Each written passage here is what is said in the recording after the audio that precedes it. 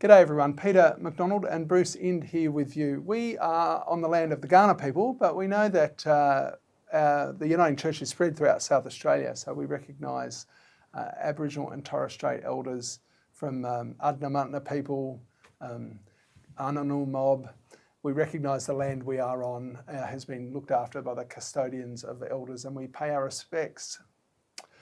Today we're having a conversation about the Royal Commission into Disability, and in particular I want to ask you, Bruce, about access. When I think access, I think steps and ramps. Is there more to this than this? Well, Peter, that's a really good question. Obviously, steps, as a blind person, steps do present a bit of a concern for me, particularly if I'm in unfamiliar circumstances or surroundings. But there are more areas of access that I think we probably need to consider. Access to the material of worship is an important consideration.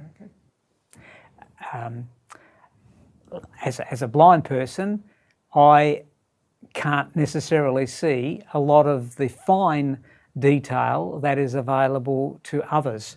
And while many people take the time to describe what's happening and actually provide me with the material beforehand, it is important to recognise that in doing that, I'm potentially interrupting the opportunities for other people. Oh, okay.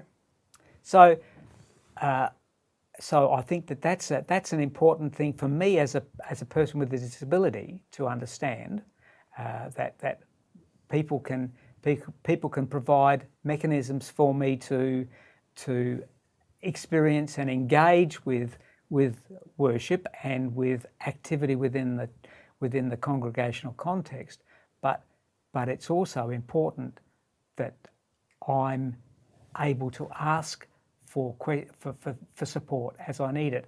And I guess I'd be saying to the people who are viewing this video, if you've got a disability, don't be afraid to ask for assistance, to point out areas where you've got concerns, because particularly in a church situation, you're dealing with people who are concerned and are kind and are conscientiously trying to make the experience for everybody as positive and as meaningful as they possibly can be. So access, you've gone to letters, words and screens because of your because of blindness, Yes. But then there's other sorts of access as well, because I think people with neurodiverse people would sort of say, well, the amount of sound there is in a space is another version of this. Is that right. fair? Well, look, that's right. I mean, I won't speak for neurodiverse people because just as I am on part of the blindness spectrum, there are people at various stages or various points on the neurodiversity spectrum, and I'm aware that loud noise, that bright lights, that flashing lights will impact on a person's ability to engage with an experience. And so when we as a community express ourselves in particular ways, we might inadvertently be putting a barrier up for some others. So you use the word inadvertently, that catches my attention, because I suspect, am I right in thinking you're saying if you want to do loud and engaging church, that's okay, but make it a decision. That's right. And actually let people know before they come in or before they start. Yeah.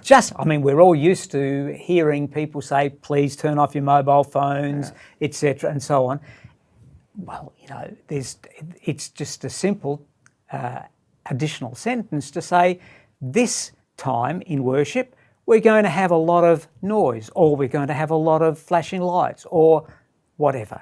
And that way, people can know that if there are triggers for them, that they can actually remove themselves.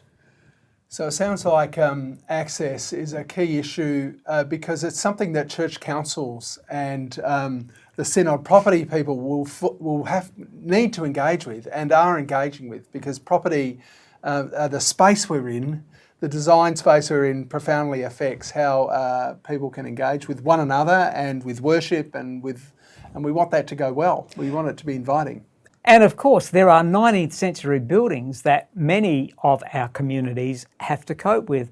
I mean, there are steps, there are sloping floors. The lighting isn't particularly conducive to lots of activities that might be